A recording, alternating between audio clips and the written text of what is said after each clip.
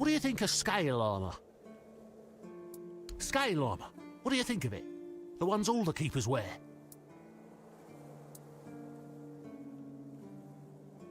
Sure, maybe it's easy to make and doesn't restrict movement, but it doesn't provide the best protection. Someone just needs to stab you between the scales and you're done for. Lamellar armour is much better. That will prevent you from being run through with a polearm or getting shot with a bow. It's also much more comfortable.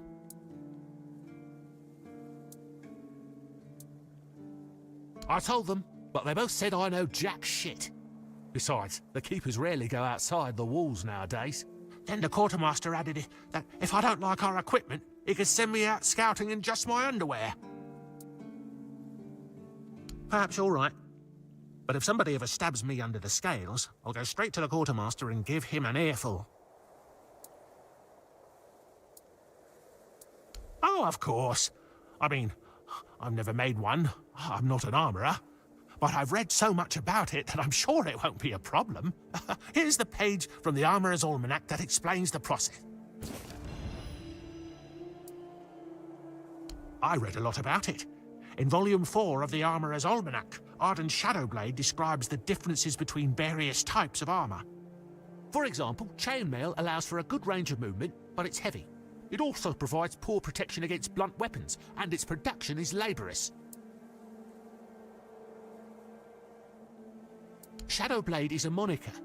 Arden is passionate about weapons and armour.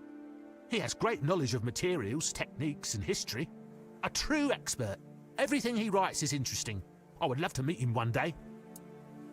No, but I have knowledge from books and a lot of thoughts on the subject, so I know what it would be like to wear different armour.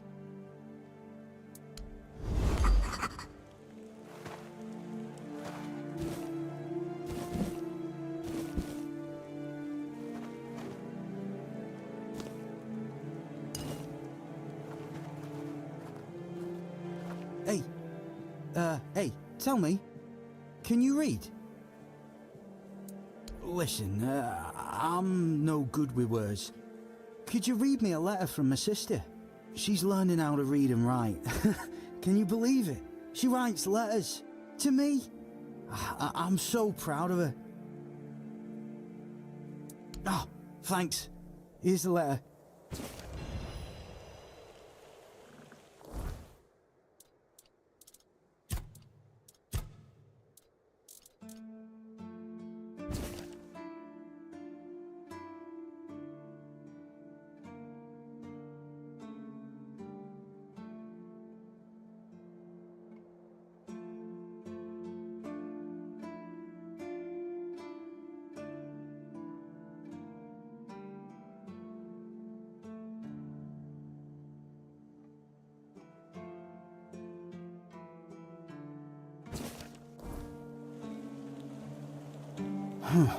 And what did it say?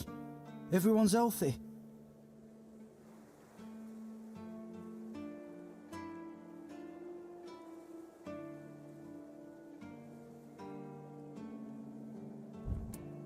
No, you must have misunderstood something.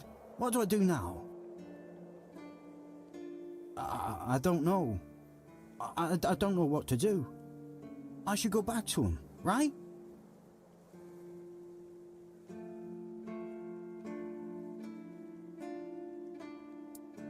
I guess that's true. Yes. Excuse me. I need to be alone.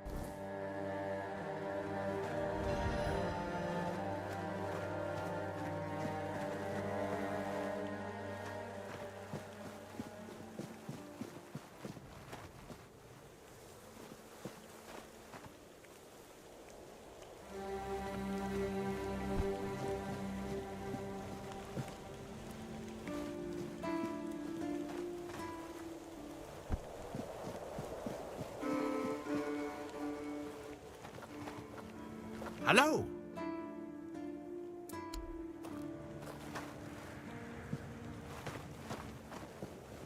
Are you here to keep me company or put me out of my misery? Just kidding. I love the view, but this weather is killing me. You don't say. I didn't choose to be here. Our beloved quartermaster sent me to freeze my arse off. He said as punishment for spitting on the good name of the keepers, whatever the hell that means. I just got drunk in the tavern and lost half my pay, and maybe some of my clothes. But I mean, why would he even care? It was my gold. I can spend it how I please. Oh, aye. I need a warm coat. And I mean the absolute warmest coat you can get, huh? Osprey might have something in stock or know how to make one. I'd ask myself, but he's not exactly speaking with me these days. Oh, come on. Can't you see I'm freezing? Who in their right mind orders someone with bad joints to patrol the walls in this kind of weather, eh? Thanks. I'll be right here, freezing my arse off.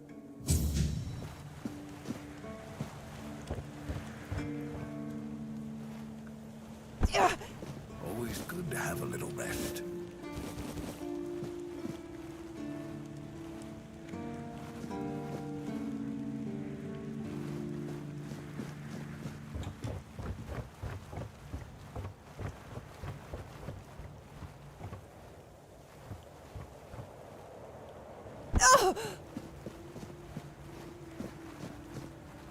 Just another peaceful moment.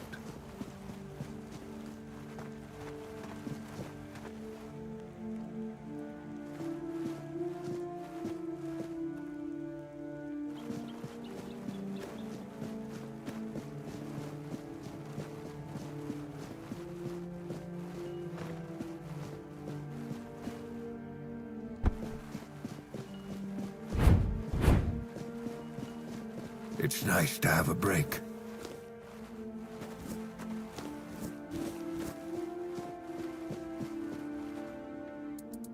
Huh. It's for Dan, isn't it? That ungrateful bastard's still on the wall.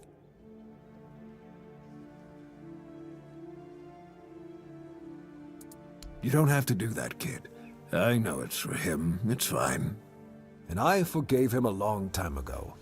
And now that I think about it, it was a hell of a prank.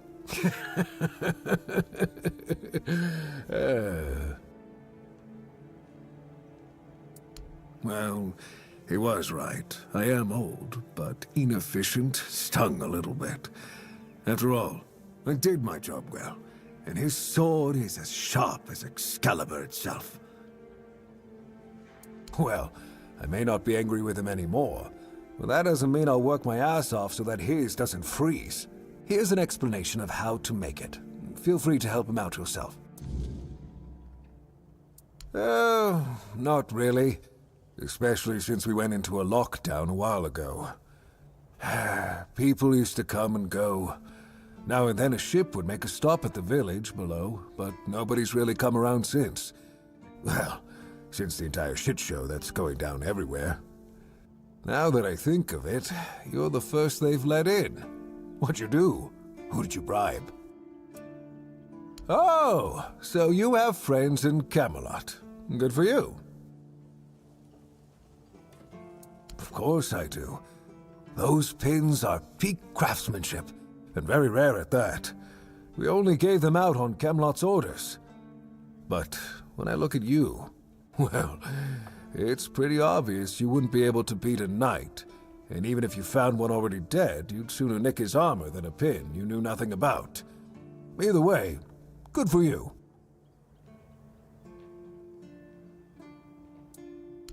Sometimes I wonder, how many things can go wrong at the same time.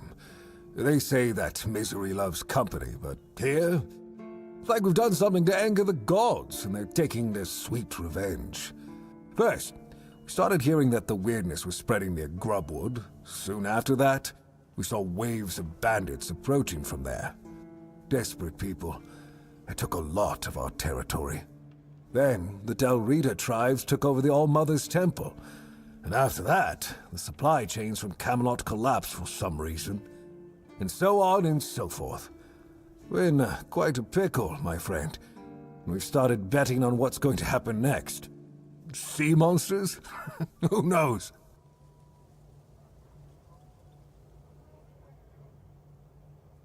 Truth be told, most of them are just people desperate to survive. When the villagers started dying out because of the weirdness, hunger, or raids, they lost their livelihoods, ended up with nothing to their names, and nowhere to go. So they banded together and started raiding whatever was left. Then they turned to killing each other. They're like rabid wolves. Too bad they're here now, too.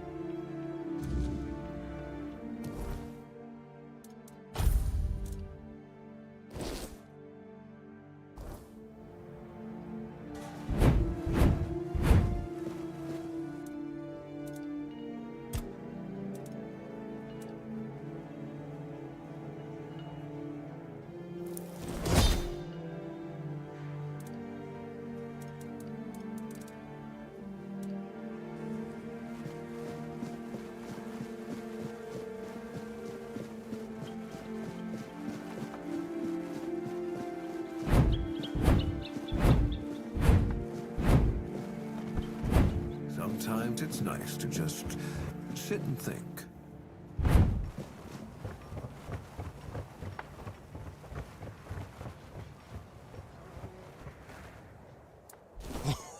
Oh, thank you, friend. Let me repay your kindness. Even though I don't have much, I can at least tell you about something I saw a little while ago. It might be interesting for an adventurer like you. See those rocks near the shore? When it gets dark, sometimes I see a light there. I'm no sure what it could be, though. A bandit camp this close to the Horns? Impossible. The Daliata? No way. They wouldn't hide like that. Maybe something else entirely? It's probably nothing, but maybe you could find something interesting or valuable there. Farewell.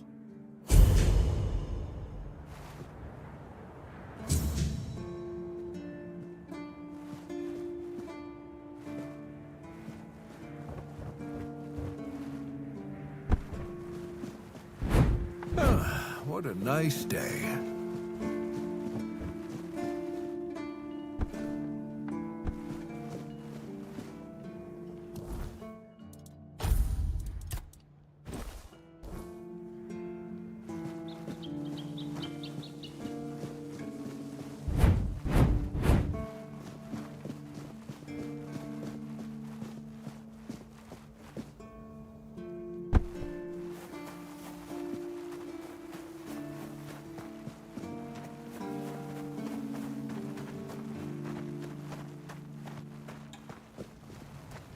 These poor souls.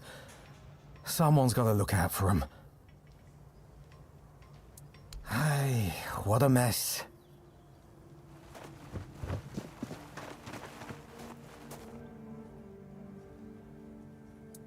Take care out there. Keep your wits about you.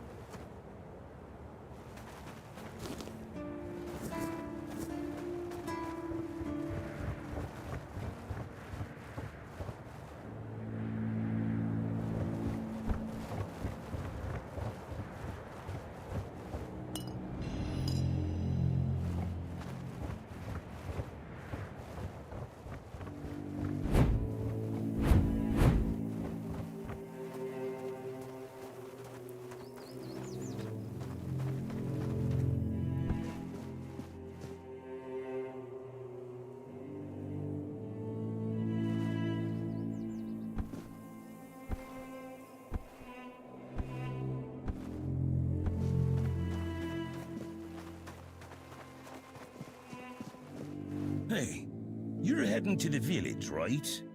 Tiernan should let you in. Take this medicine to my father, will you? Goban is a loud man.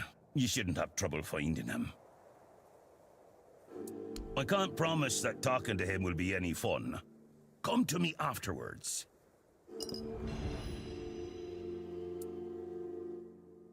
See you around.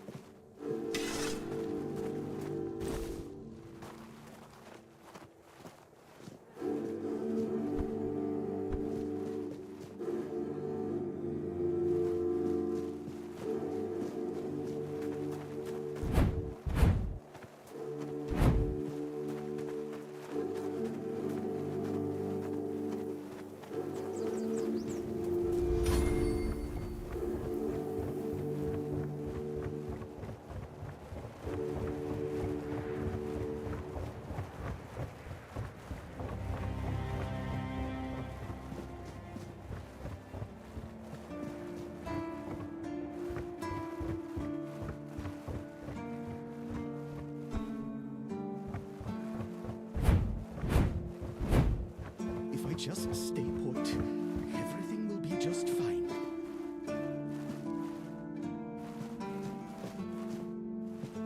What's the feat? Your feet and my priceless seedlings. I swear your nosiness will be the death of you. I'm Owen, and this is what I do here. I have everything I need. And you, the fly in the ointment. Always. It's safe. I can keep an eye on it, and I can chase off the seagulls. And when the weirdness comes, and the dead start rising up from their graves, then a rooftop garden will be much safer than one on the ground.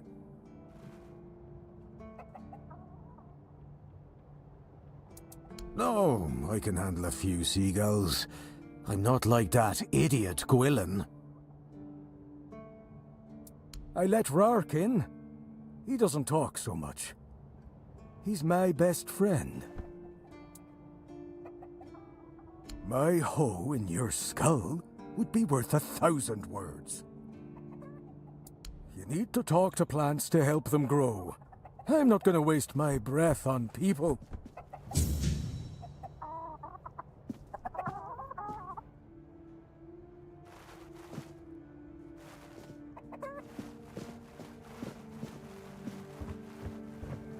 I should stay out of trouble.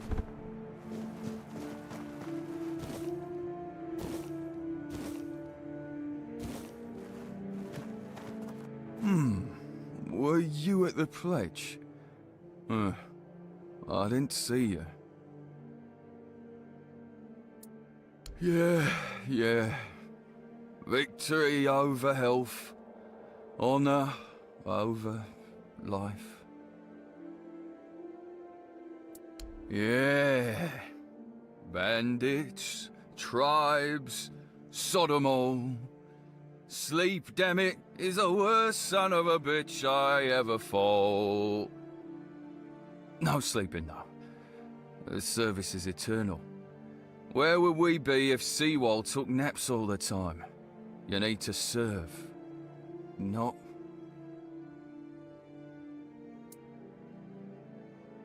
I shut my eyes for about 15 minutes every day, sometimes 20.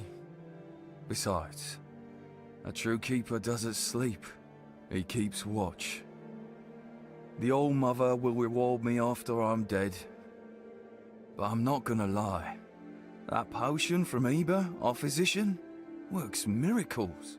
You could stand on the walls all day and night and not even think about closing your eyes.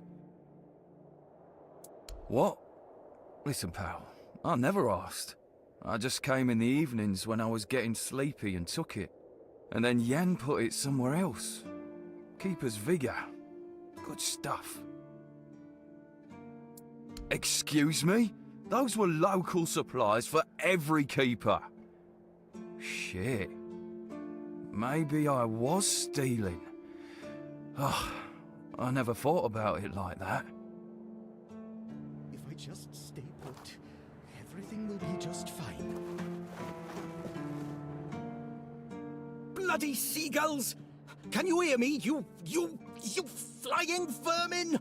Just try landing here and I'll pluck your asses clean. A keep by the sea. What a great idea that was. And what do you want? I'm fixated. Me! Oh, you didn't see what they did to me a week ago. I was just standing watch as usual, and then, suddenly, splat. A dozen of them flying overhead, screeching, shitting and whatnot. So, I yelled what I think about them, shaking my fist. And then another 4, splat! And they kept screeching. I tell you, they're laughing at me. I spent all night cleaning my armor. Sewell didn't think it through when he decided where to put the keep, mark my words. Sure. If you haven't noticed yet, everything here tries to destroy you, including the bloody seagulls. I once managed to shoot a few. I thought they'd learned their lesson and wouldn't be flying over here anymore. And guess what they did? They kept shitting. With increased force. Like they're planning it. Vengeful scoundrels. I need to try a different strategy. Find something that will make them feel real terror. Like the way crows are afraid of scarecrows in fields. I'm sure seagulls also have something that scares them.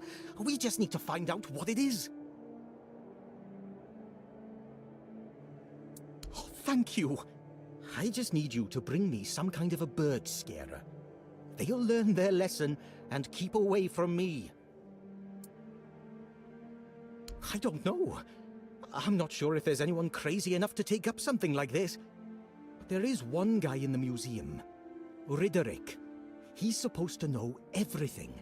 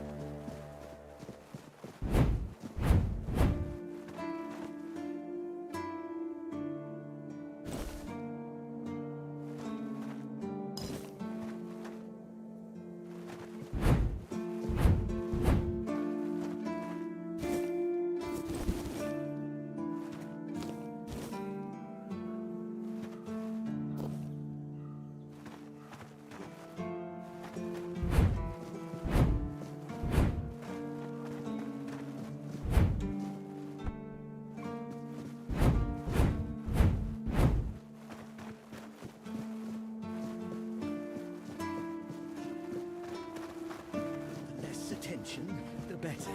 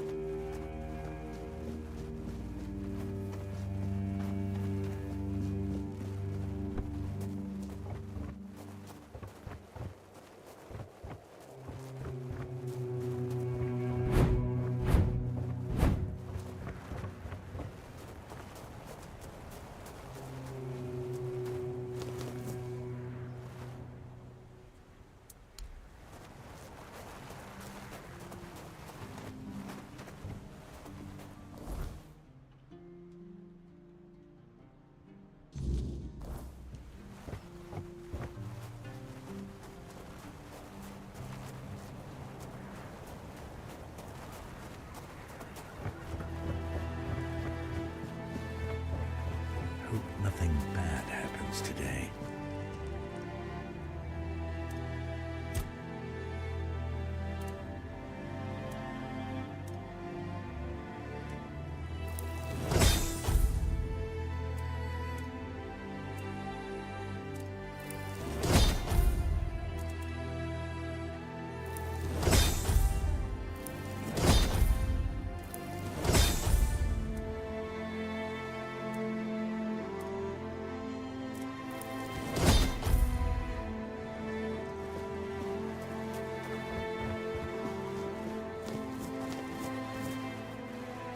Oh, it's you. Did you hear? The Keeper was cured. Cole wasn't so lucky. He's fallen into a strange state. A while ago, one of Fergus's men came by and told us, "Your bloody lucky Mahon got better." And that's the only reason we're still allowed to stay in the village.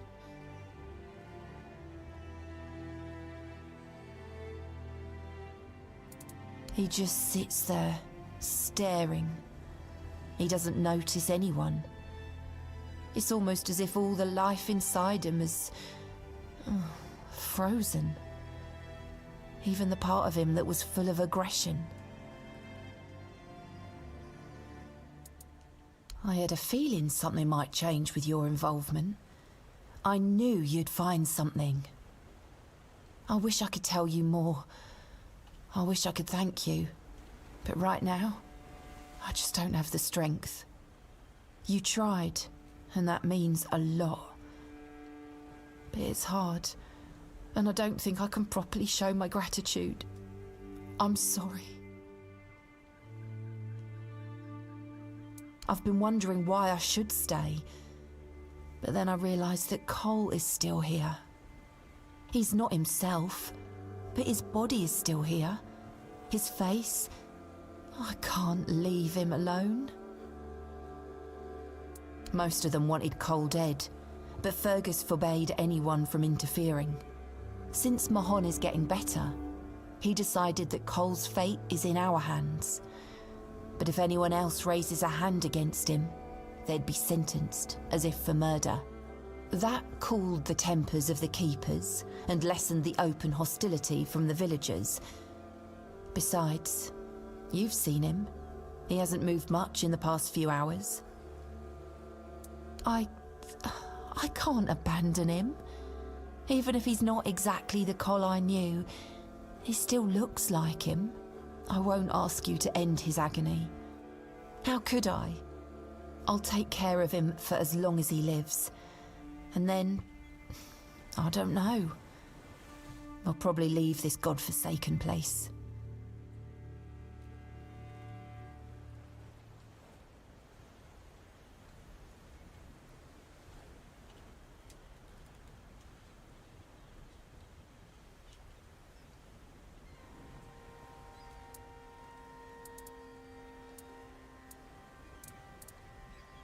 What?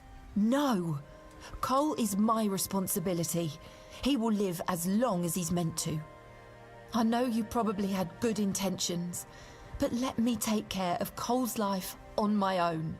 They say time heals all wounds.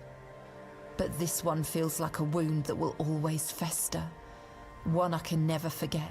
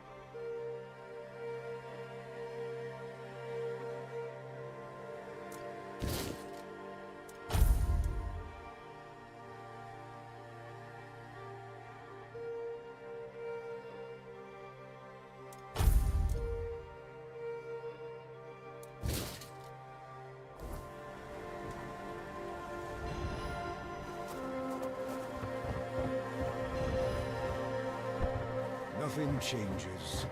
Nothing ever will.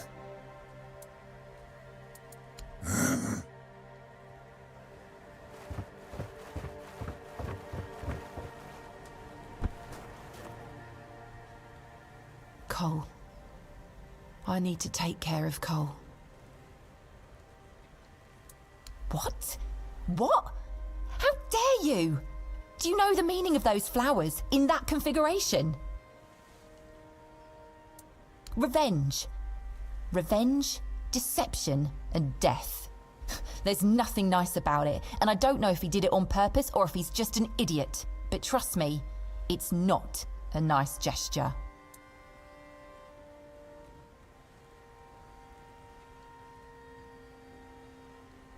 I don't care about his motivation. What you have in your hand is a very bad omen. Take those flowers away, burn them, throw them in a cauldron, whatever. I don't want to look at them.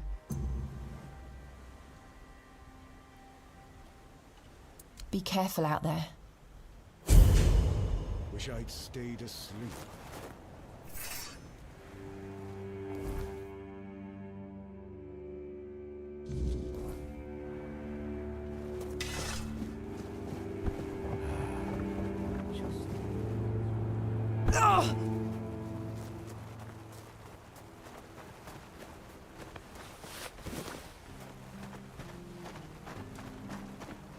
Bloody hell, look at this! The old place is in a shambles. Bunch of decrepit old coots. They do nothing but shuffle around, stare at walls, and sleep under leaking roofs. Can't even hammer a nail properly. I'm telling you, if I was still working here, this place wouldn't be falling apart. Ah, but I'm not. Oh, shite. I can't even stand to look at it, let alone live here. And who are you? What you want? You another one of Durar's freeloaders? I bloody knew it. Retirement my arse. It's shit. Never a moment of peace. At least when I was still working, there was always something to do. Now, so, what you want? One day, my boy got it into his stupid head that old Gaban is ill. Bullshit. They're all telling me I should do something about it, or else I'm done for. I'll be dead as a doornail in no time. Ha! Like hell I will. I'm still here, ain't I? I've served my time. I've lived me life. And now you can all kiss my arse. So there. Listen, they wanted Heber, that healer from the keep, to come here. He did. They wanted him to look me over. He did. Then he just threw up his hands, mumbled something to himself, and that was it. Hell, I should have been an healer. Wouldn't mind going around being a pain in everyone's arse for a living. These herbs. No idea what they're for. Heber said he doesn't know what's wrong with me, so there's no illness. I'm fit as a fiddle. Ah, good thing that at least the one guy who hangs around, Finley's the name, doesn't nag me all the time. Yeah, right. He'd better focus on his job.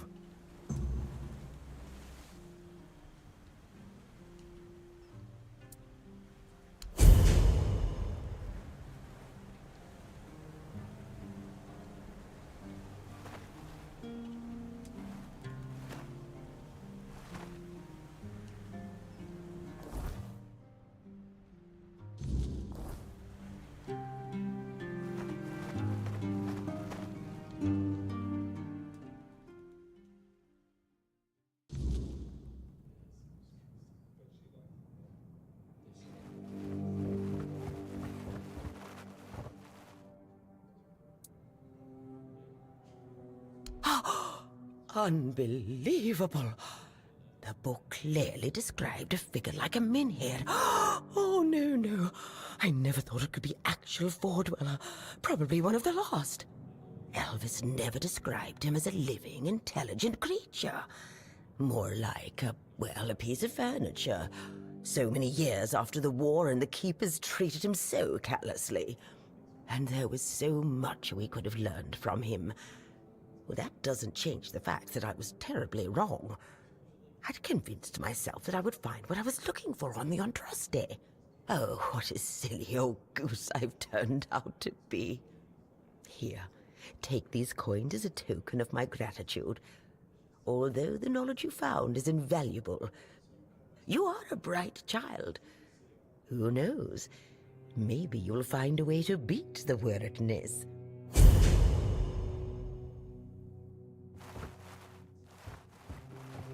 There you are.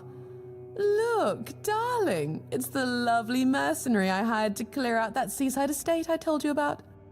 You did what? Well, you told me to deal with it, so I did. You didn't expect me to just sit on my hands while surrounded by unwashed fishermen, did you? Look, I'm sorry about my wife. Whatever she told you to do, forget about it. I'll pay you for your trouble. Trust me, I can imagine.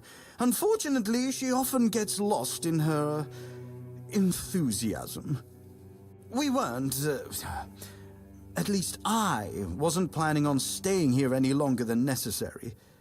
We have no need for an estate. Well, that's your opinion. One I simply do not share. You have? Oh, that's wonderful. I can start planning the welcoming banquet. I'm thinking sea foam made of spun silver, dancers dressed as alluring sea creatures. And who are you going to invite, The crabs? None of your friends from Camelot are going to come all this way just to have dinner, are they? Dear gods, Duncan. You're so plebeian. Of course they will come. Besides, there must be some important people here. Weren't you just talking with them? You can invite them too. Good luck with that. Are you sure that place is safe now? Oh my, how polite. I wouldn't have expected that from such a vagabond. But no matter, for I now have the delightful task of decorating an entire house. Marvelous. Truly it is. Now, we must get in touch with that splendid woodworker from Camelot. You know the one. He made those exquisite cabinets for the Gévaudan.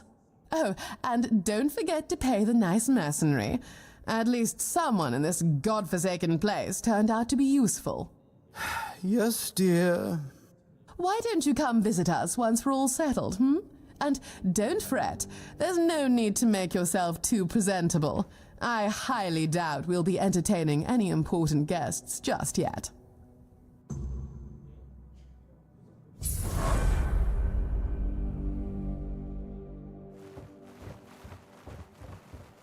Did you hear about the captain's lockdown? Looks like the lads aren't too happy about it. Yeah, but you know Fergus. He's got a stick up his ass. Only knows how to follow orders like a good little soldier. He's so uptight, he probably agrees with the captain. Thinks it's all necessary precautions and the like.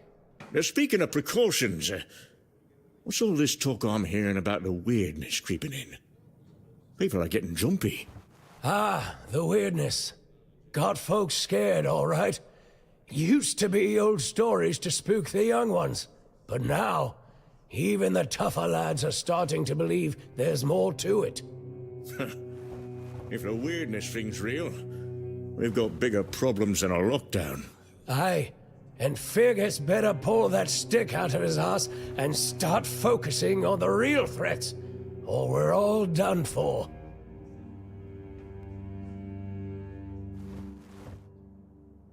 You see, we're in the middle of something. Come back when we're done. If you're still breathing.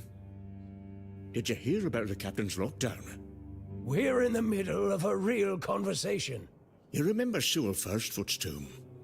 Used to be a popular pilgrimage spot, but ever since the flooding, nobody's been out there. Yeah, it's a damn shame. The whole place is forgotten, like it never even mattered.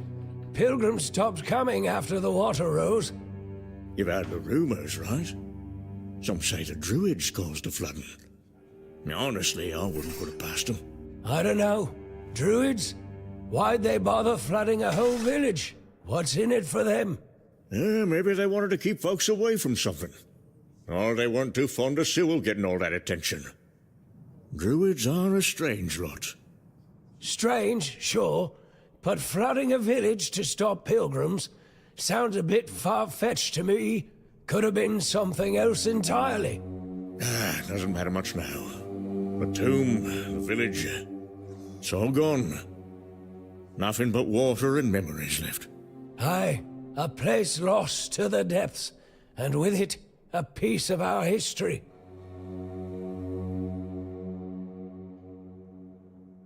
I'm not in the mood for interruptions. I'll find your own table. You seen all the refugees coming from the nearby villages?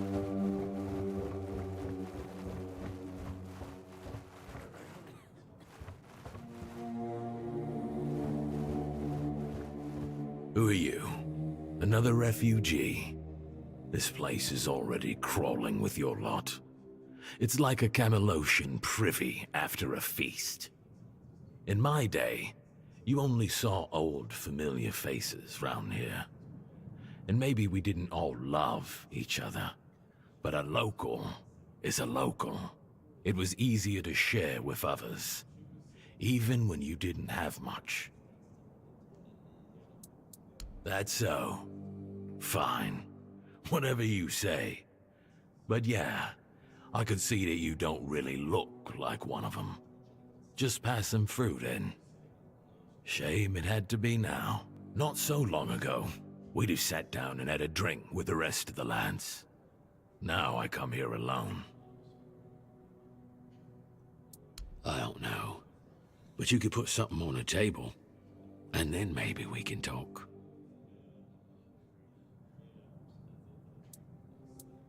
Thank you. That's better. We used to come here, the three of us. Me, Berg, and Finley. But lately, something's gotten into Berg, and it all kinda fell apart. Hell knows what happened. One day he just stopped talking to us. We went to his house to get him, but he only cursed a blue streak at us. Say, mate, do you feel like talking to an old obla? I feel bad for him, but I've got no more patience. And Finley? Let's just say Finley's no good at this stuff. Now you're talking. Ever since he got so maudlin, Berg usually sits alone by the sea. Let me know what's wrong with him.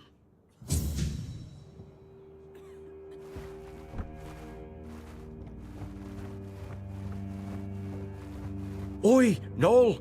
What if I pulled Excalibur from that stone, but it broke, but only at the tip? Would I still get to be king, or not? You're so daft, Randall. Some magical lass living in a lake gave the king the sword when he broke his own bashing four-armed skulls. So, the one in the stone, what's that called? It's not Excalibur, is it? Nah, the one in the stone was called,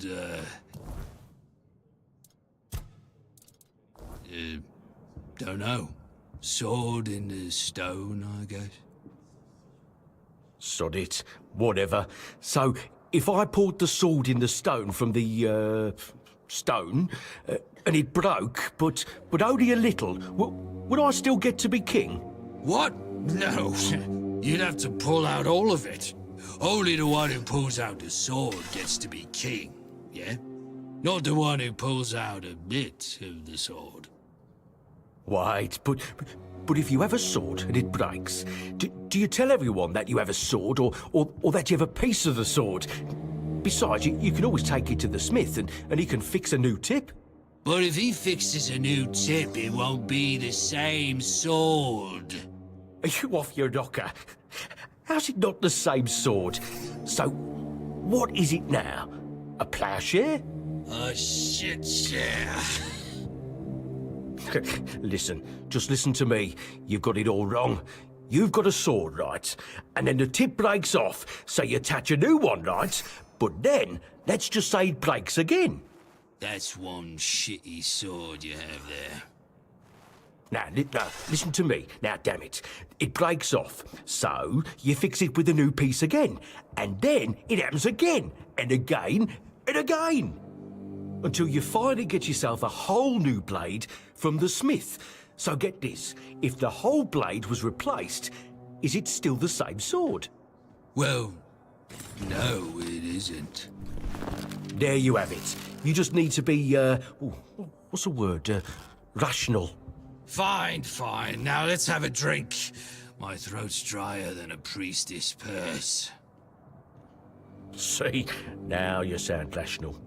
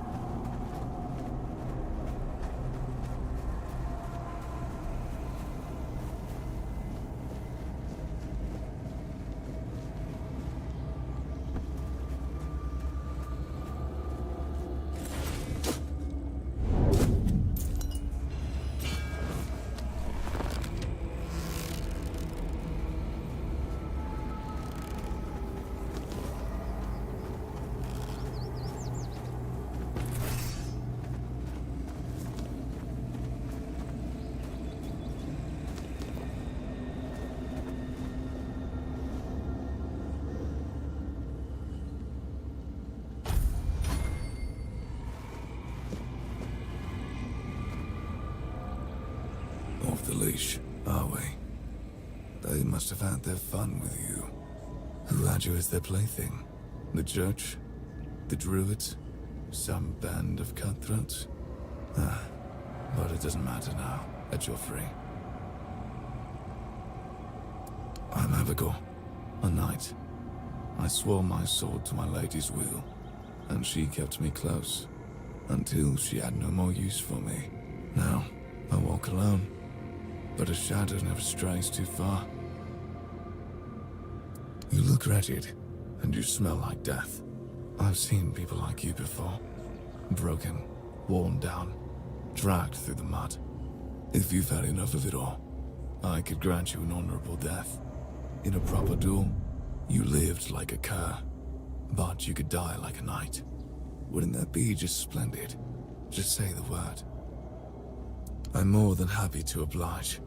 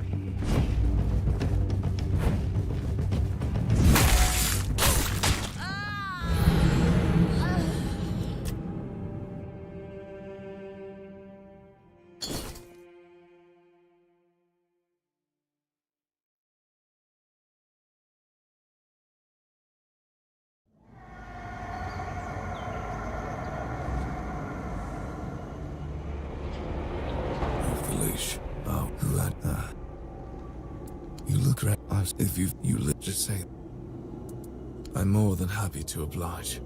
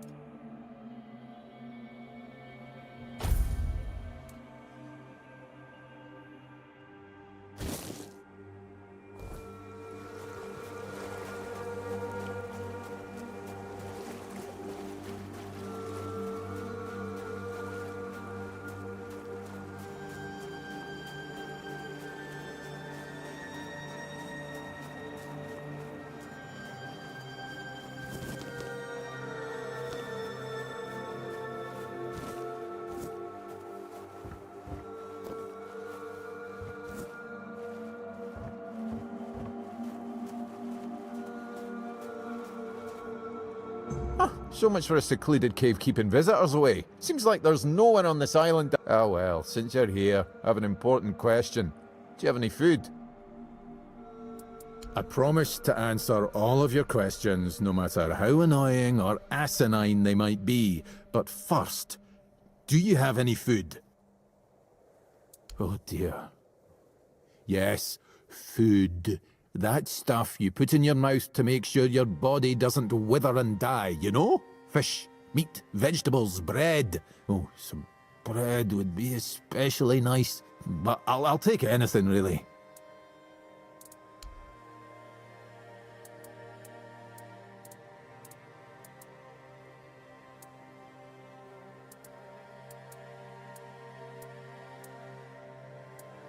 Thanks. I'll be forever indebted to you. But don't expect much.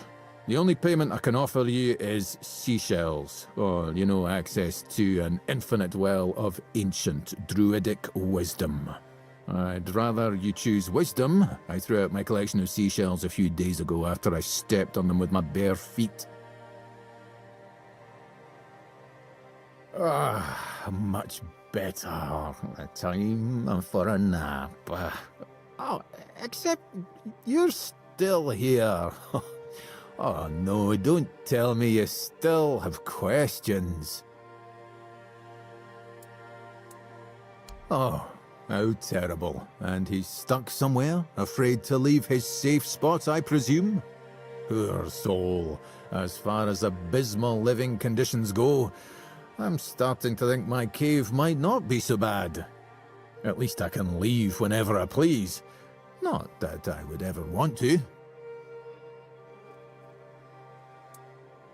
Yes, I heard. I just didn't find it immediately relatable. Anyway, the curse.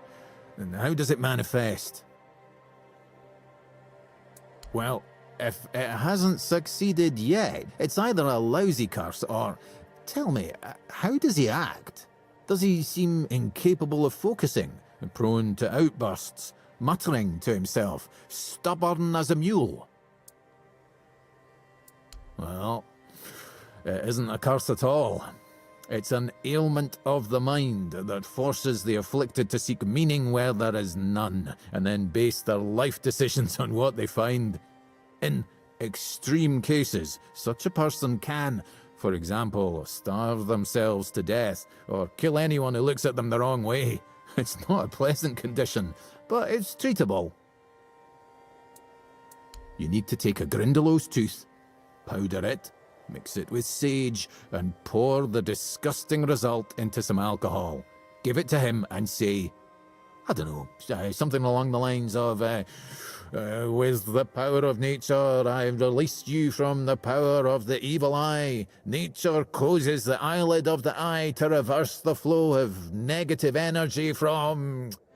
something like that, blah, blah, blah, blah. Well, it doesn't really matter. Just throw in the name of the poor sod at the end and you should be magically cured.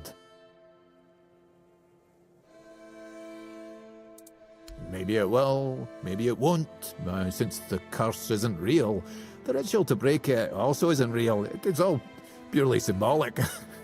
But it works better if the one who performs it believes in the power of the spell. If you do it poorly, the knight might sense your insincerity and his reaction could be unpredictable. Do you now? Oh, I'm intrigued. Go on. What appears to be the problem? And I gather it was supposed to happen? Oh, don't worry, I'm not judging. What you do in your spare time is between you and your conscience. Anyway, please continue.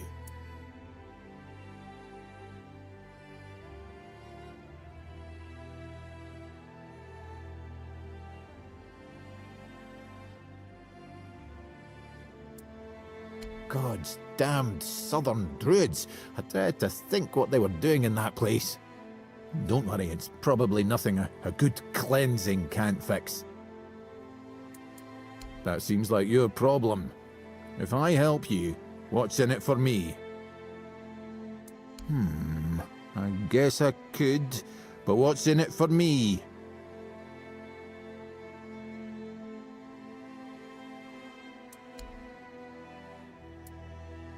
Now you're talking. Right.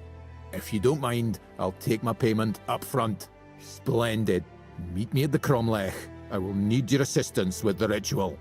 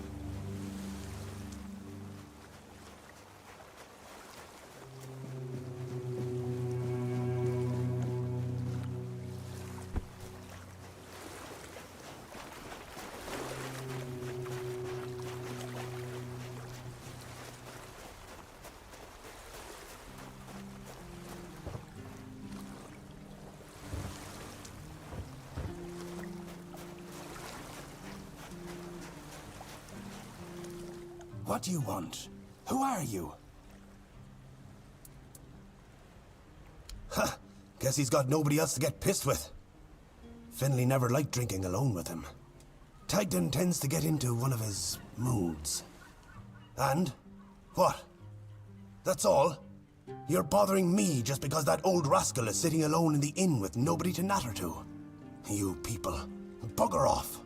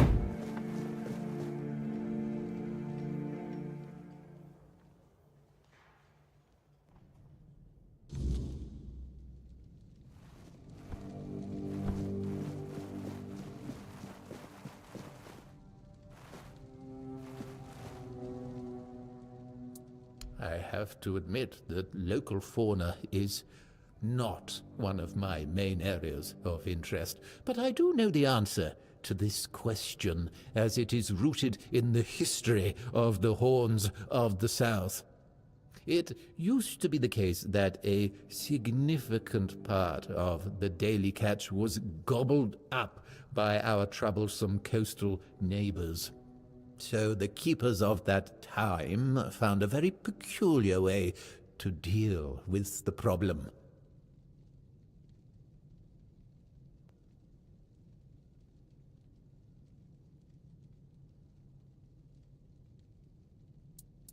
Some of them, called the seagullers, scared off the coastal birds using specially constructed masks. They made them from feathers and pieces of tanned pigskin sewn together. The reason the gulls avoided these masks is unclear, but perhaps their peculiar shape reminded them of a natural predator?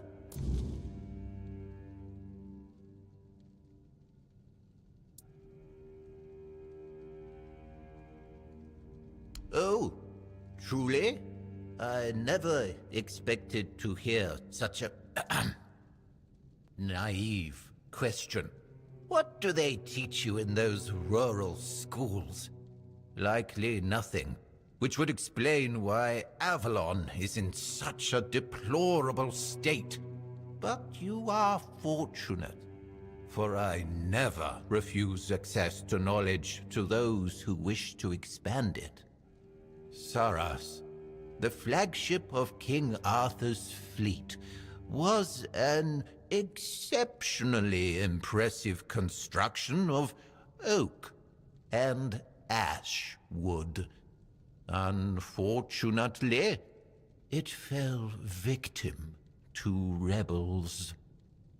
A group of unfortunate individuals, misled by the empty promises of Merlin's apprentice Nimue, dared to seize Saras.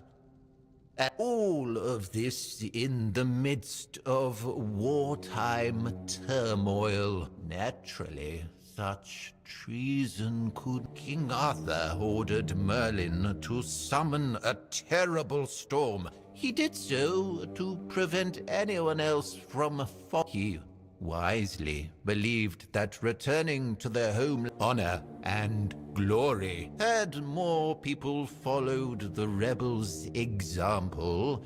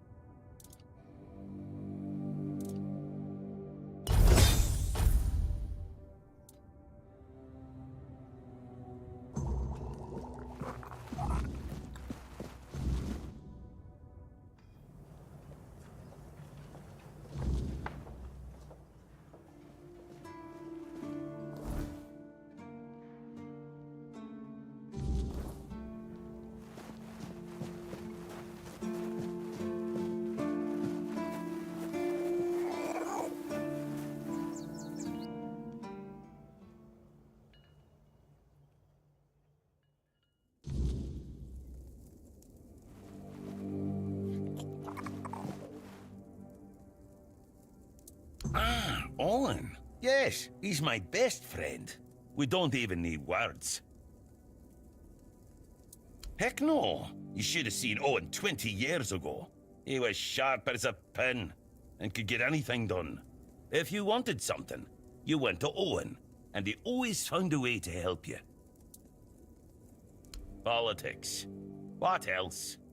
Owen survived 3 captains. One was terribly lazy. He just sat there like moss on a log and did jack shit. That frustrated Owen. Then there was another one. He was afraid of everything. So all he did was kiss Camelot's ass. And that blocked Owen's ideas to do something meaningful with this fish shack. And when it was finally Brandon's turn, Owen was already fed up with all this. It's funny, isn't it? First captain who doesn't mind introducing new ideas, and our local revolutionary has given up already. So now he just putters around in his little garden trying to find some peace in the twilight of his life.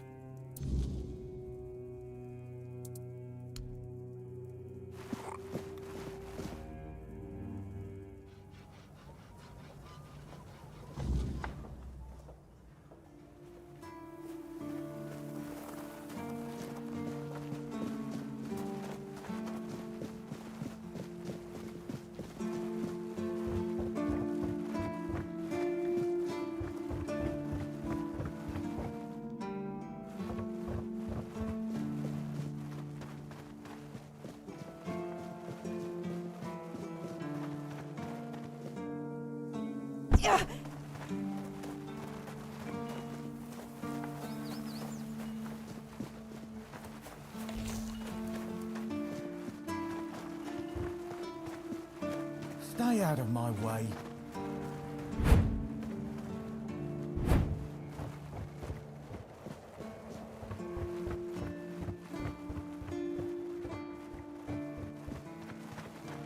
The less attention, the better.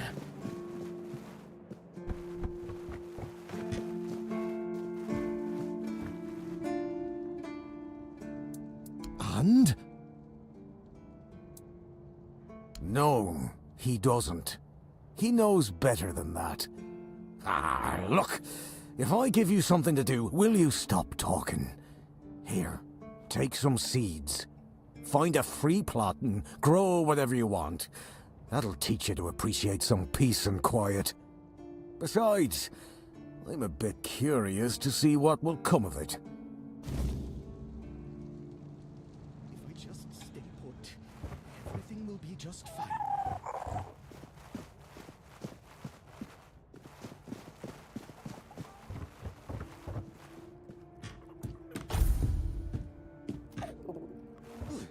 You startled me.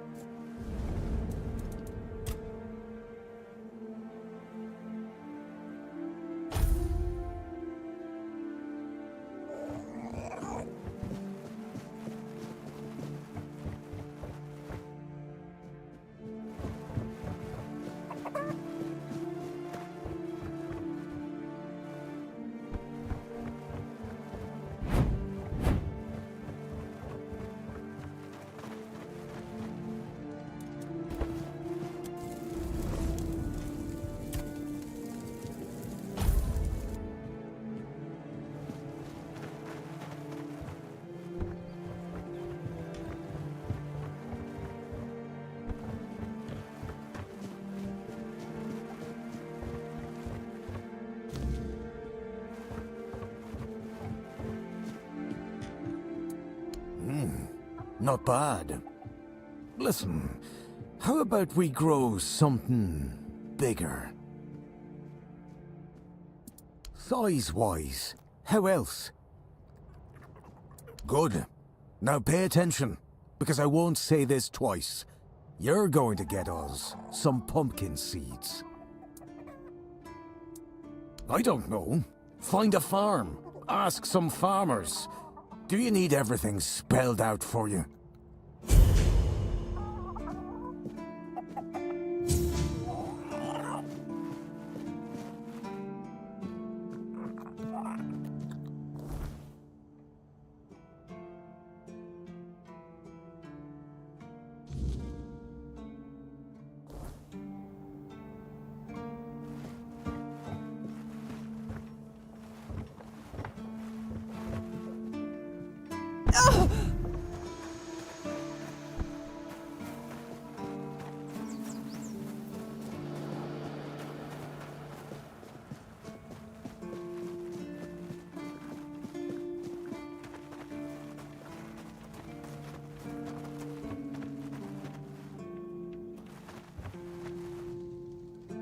Please, state your business.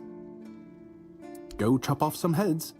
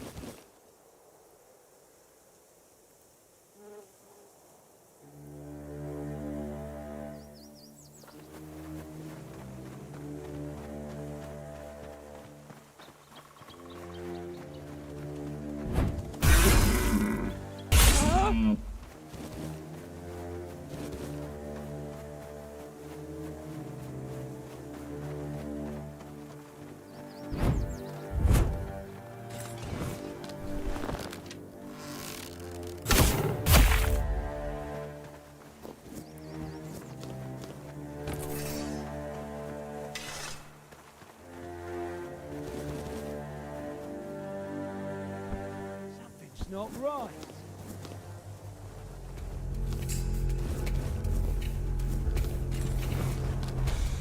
Put down.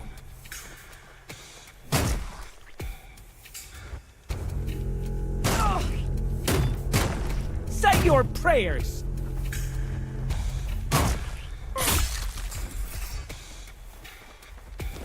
I'll teach you to respect me.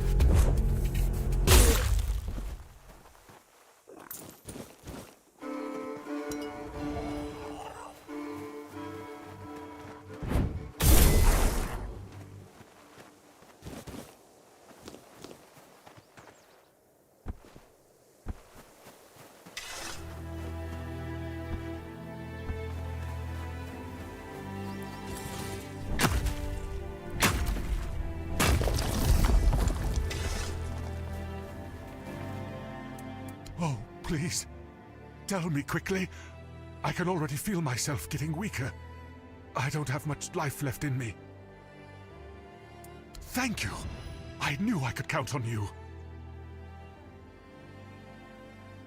I'm feeling better already. Thank you, oh greatest of heroes.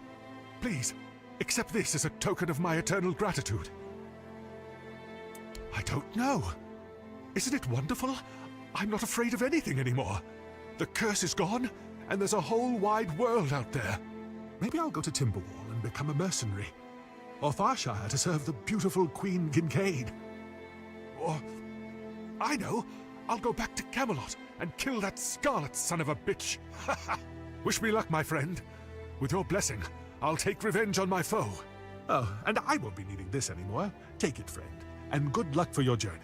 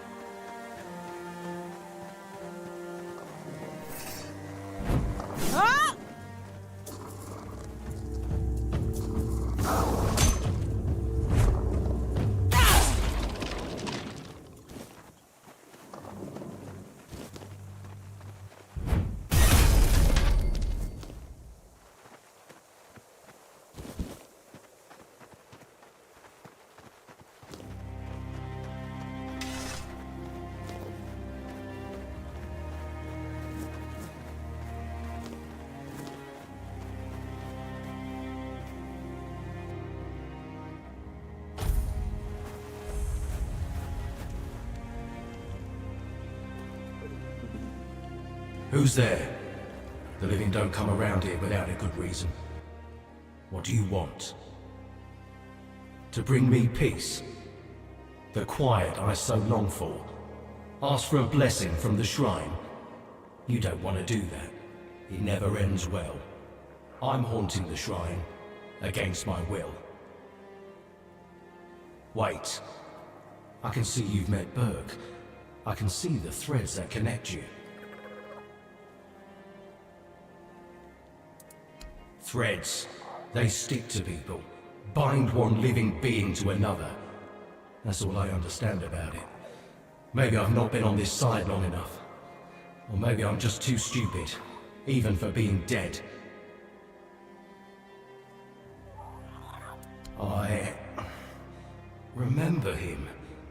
The rest is a blur. We had a strong bond. We knew each other for years. We served together. Yeah, for years. I don't know much else. I keep forgetting things. I'm Kendall. Or I used to be. Hard to tell if I still am. Or only used to be. Maybe I usually am. I don't know. I'm too stupid for this. I once thought ghosts and wraiths must be wise. And yet, here I am.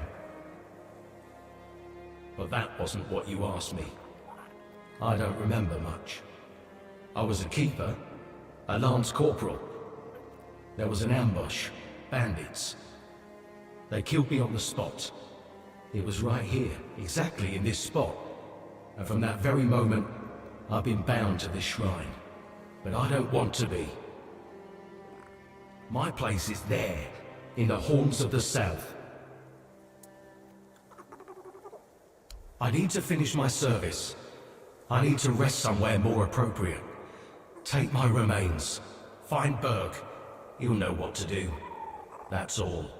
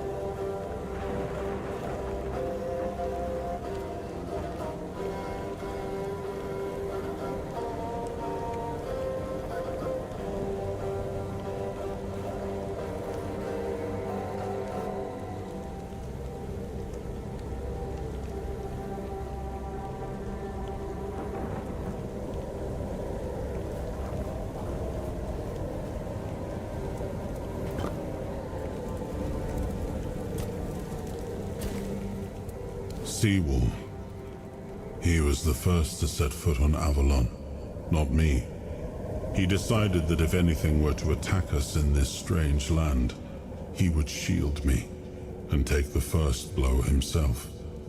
I remember loyalty. A fierce, unwavering loyalty. To me and to Avalon. He must have been someone I trusted deeply. Perhaps as we move forward, more memories of him will come back to me. For now, I only hope his loyalty wasn't in vain.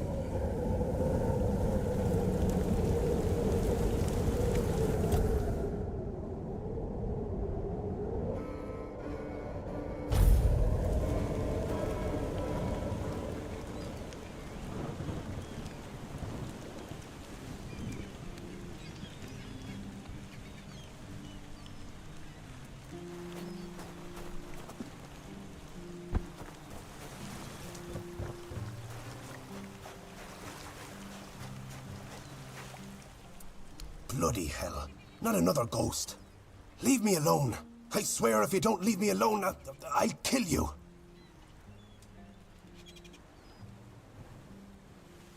Take this away from me. Don't you know this kind of thing tends to bring bad luck? I don't want to see him again. I went there one evening. Gods only know why. I could feel something odd. Like I had Kendall thrashing around in my head already, calling to me. I've never been a godly man, you know. One time I visited a shrine, and look what that got me. A ghost hovering over my head. I dug around a bit looking for Kendall's remains, and then I heard howling, got scared and ran away. At first, I thought it was a wild animal, or some weird beast. Thinking about it now, I guessed it must have been Kendall. He was letting me know he was coming. Damn him.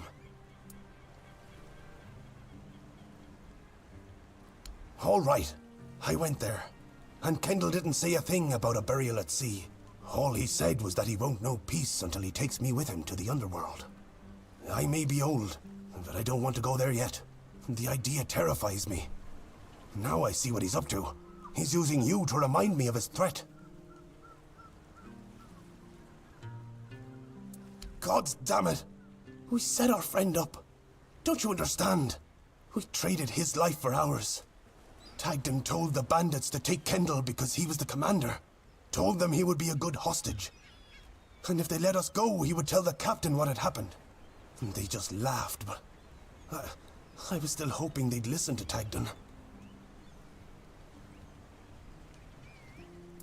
I don't know. Tagden and Finley seem fine, but I've felt bone-crushing guilt ever since it happened. Wouldn't you be wondering if you could have done something more than just beg for mercy? Finley lost his tongue, Tagden his hand, and me. Now I'm an old hobbler missing a leg. We all have wounds to remind us of what happened until the day we die. And that's why we decided to never tell a soul. Please, take his remains away from here. Maybe say a good word about me to his ghost. My years of guilt must surely be enough penance.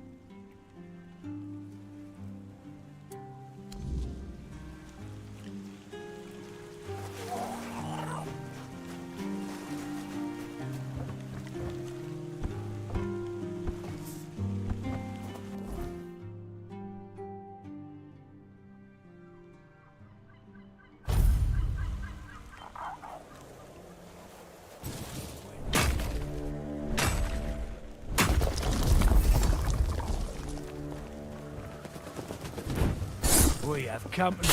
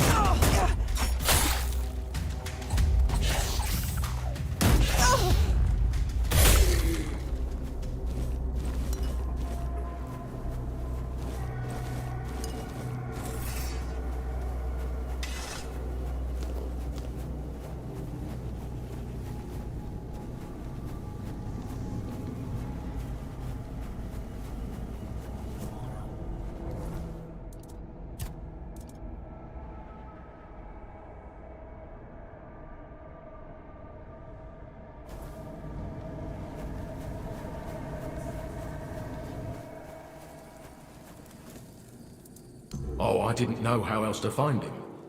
Now you've led me to him. Thank you for that. In return, I think I can let you use this shrine the way it was meant to be used. When it wasn't all tangled up by my haunting presence. Let's hope we'll never meet again.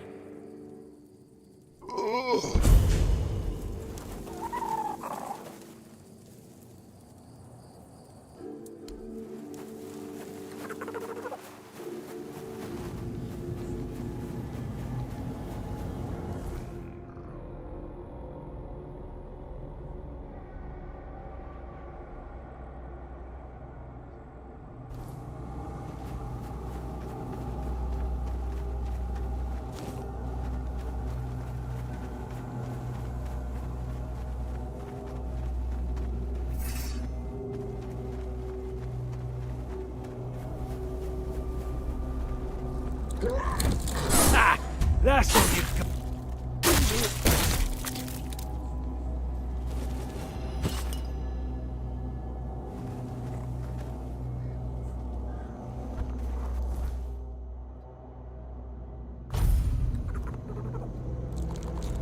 Back to your hovel, coward!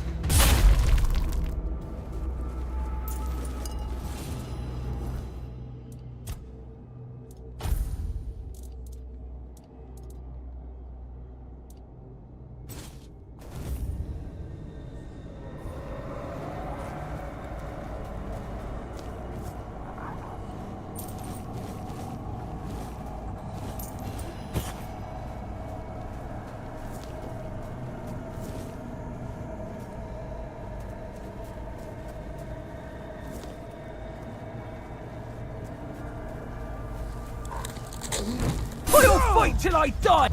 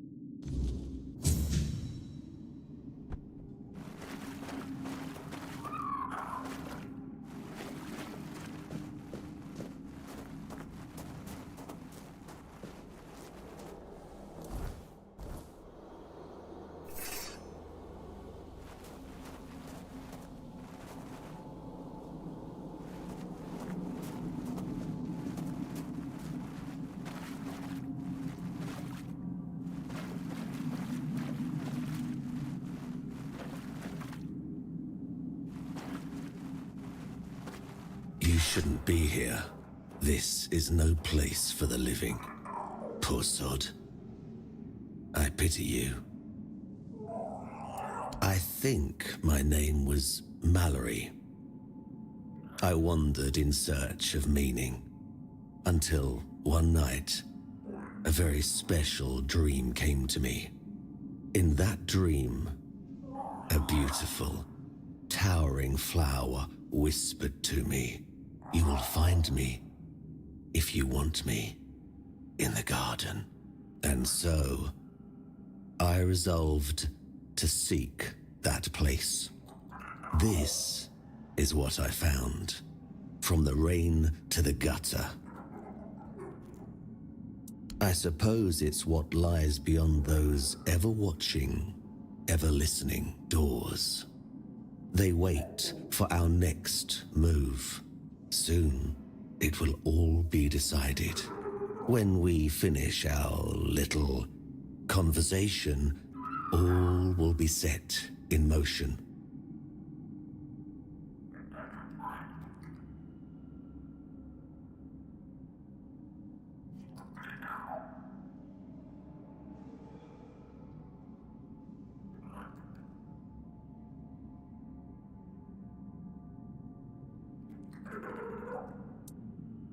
That's a good question, but I do not know the answer.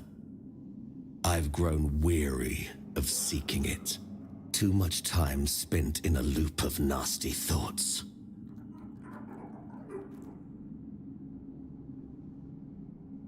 You should not ask me. The Druids created this place.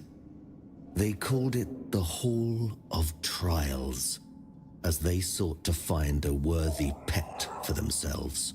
We all wanted to see the garden, to learn something from those cunning vermin. I doubt they expected such an outcome themselves. I cannot. I am bound to it for eternity. The slaughter has come to pass. A foul affair. Brutal beyond measure. Many lives reduced to one. Just me, all on my lonesome. Humans have a rather dreadful tendency to descend into madness, especially when forced to live among others in a cage like that one. You could try counting. I grew tired of that long ago. We slaughtered one another until, after countless hours, I awoke from the frenzy, only to find there was nobody left to kill. Poor Alice and Edan. Those were the last two I killed. Those two I remember most clearly. Their bodies lie somewhere over there. It's staggering, isn't it? How many good lives have been wasted in this wretched place. Perhaps we should finish our conversation. There's no point in dragging it out anymore. If I could ask you one thing, try. Just try. I truly wish to leave this place for good.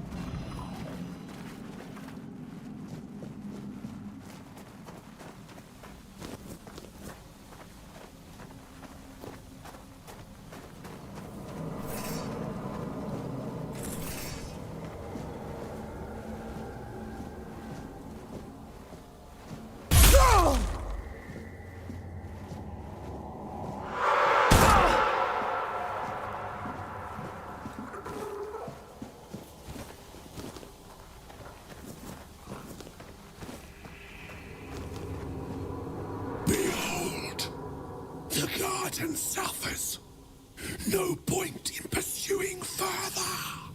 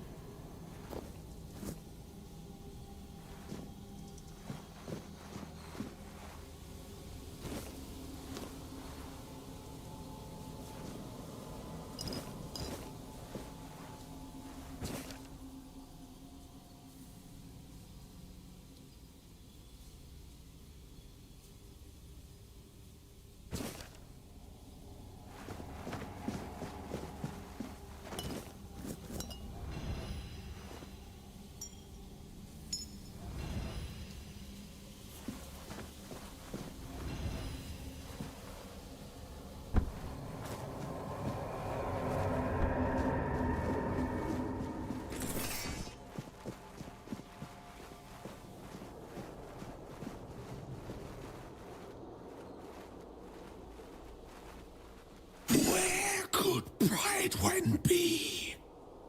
Why is he not among us?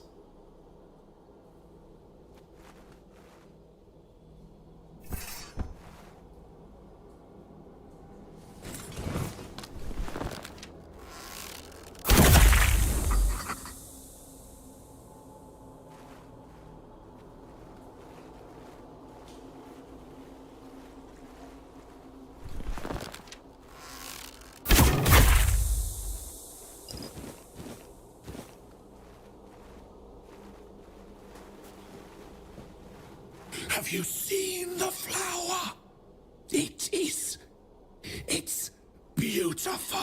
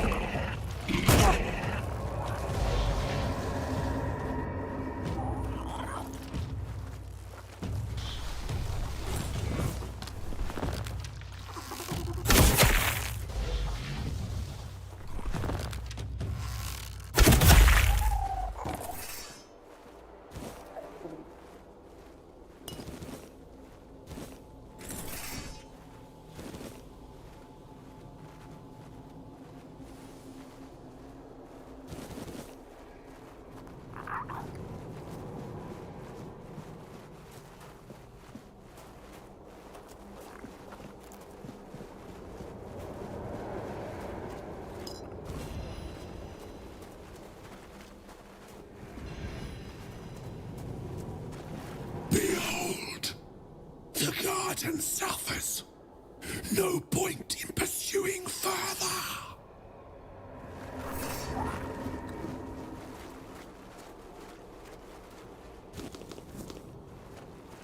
There is no me. There is no us.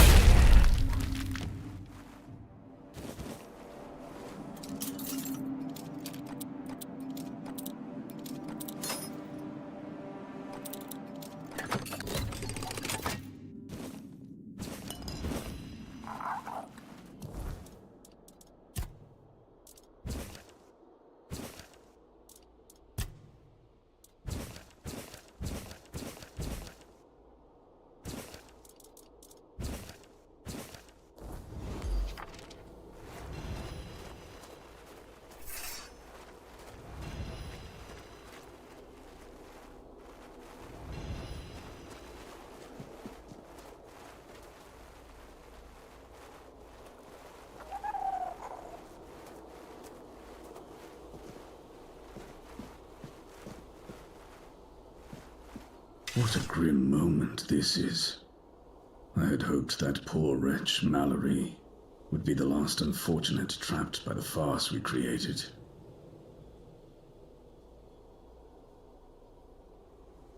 We believed that only one whose heart burns with a powerful desire to find answers could pass through the gate dividing the garden from the Hall of Trials.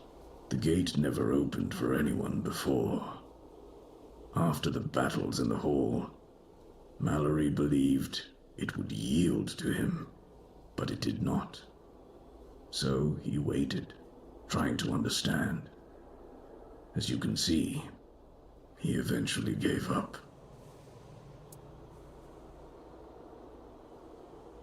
No, we were never certain he was the one we were looking for. We feared letting in someone unworthy. And in the end, we lost control. The soil began to drink blood. The garden started to change. We had no say in the matter. Other druids vanished, although their bodies remained. At a certain point, we reached an impasse. We realized we lacked an external factor. Someone with a different perspective, living matter with which we could collaborate. I believe the wretch named Mallory deeply hoped that you would be the one to end his life, and he was not mistaken. After all his waiting, something he hoped for finally came to pass. Of course, I should feel obliged to greet you at the very beginning. My name is Prydwen, and I am the last druid in this garden, and its last living creator. I know what this place used to be, but now the garden is tainted, like all of us. I assume this is the answer to the meaning we've been searching for. The first resurrection of Arthur shattered our understanding of the eternal cycle. It was beyond our comprehension. We needed to take a step back, and for that we needed a place of peace. The idea of a garden reminded us of the quiet murmur, and so we created the garden. We really believed that we could reinvent humanity in a world like that. Unthinkable. Even now, after so many years, the king was dragged back to the land of the living whenever humanity sought its legendary protector. It turned out to be abuse. To take the memory of a life so precious and full of potential and turn it into a cruel mockery, step by step, over and over, leading it to its inevitable degradation. Not in the way I expected, but yes, I have found the answers. The source of our doom is humanity itself. It's an infinite jest and the perfect tragedy of our lives. That which makes us human is a hindrance that complicates everything. We never truly know what we are or the nature of our lives until we succumb to corruption. Whether it is born of madness or the weirdness, the result remains the same. Only then does everything begin to appear as it truly is. This place is like a terrifying mirror, and so it will remain, unless something is done to change it.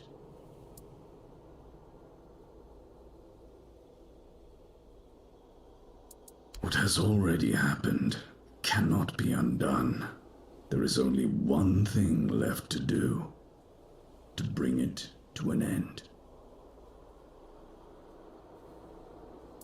There is a sealed gate. Beyond it lies something that must be destroyed. Whether to face this terror or not, the choice is yours. If you consider that to be your path, then here, take the seal.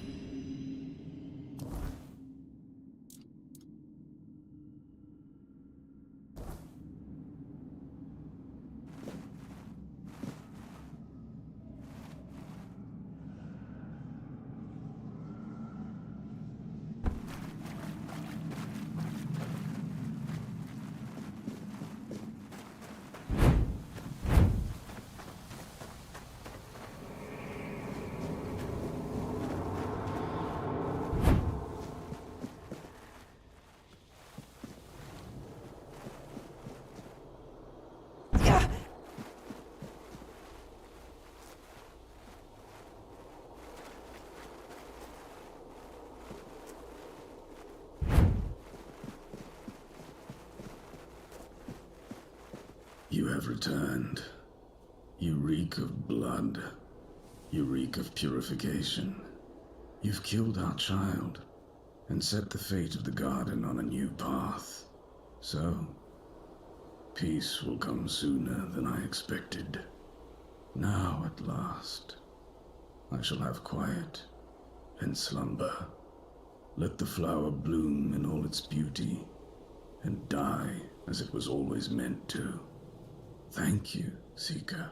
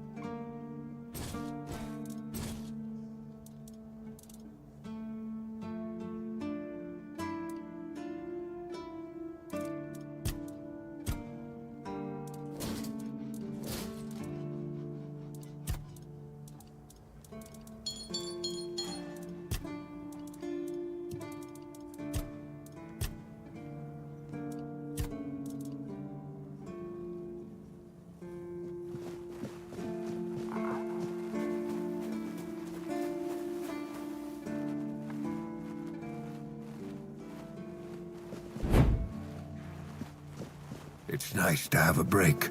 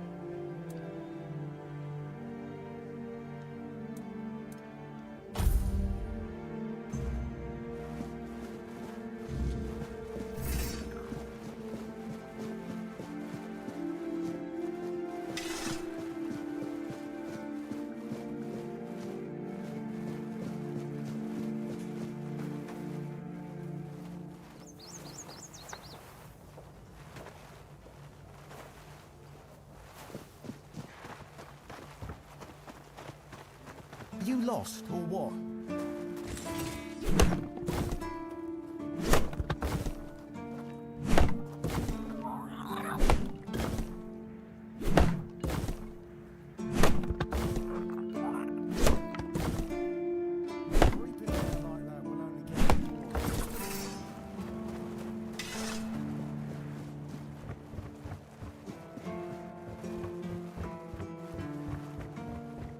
Just keep your head down. Watch it! There you are, finally.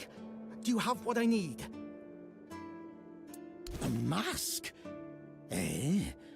Are you sure? Ah, whatever, sod it.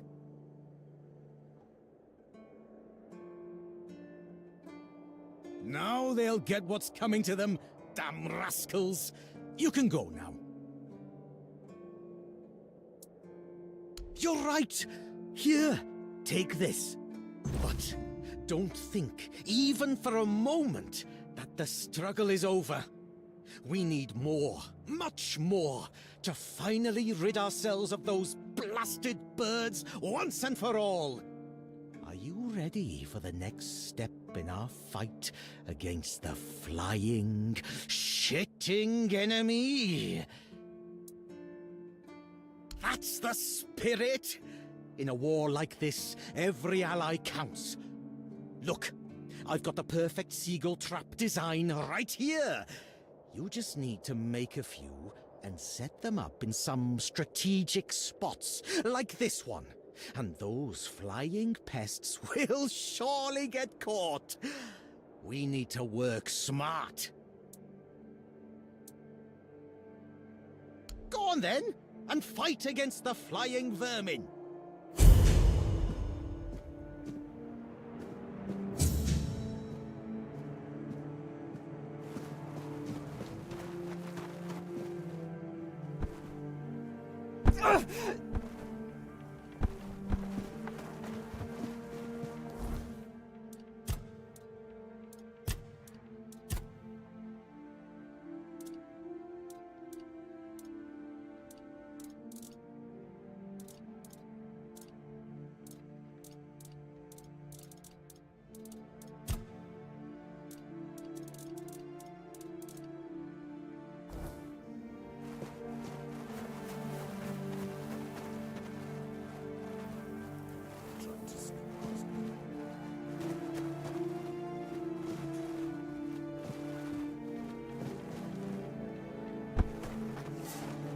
Please.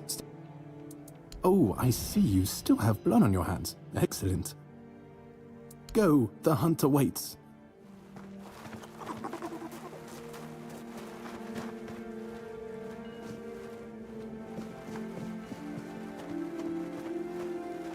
Blessings upon you.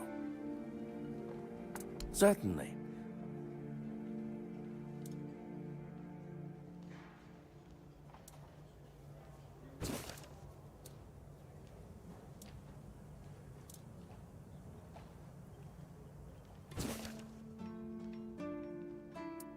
May Kai's word or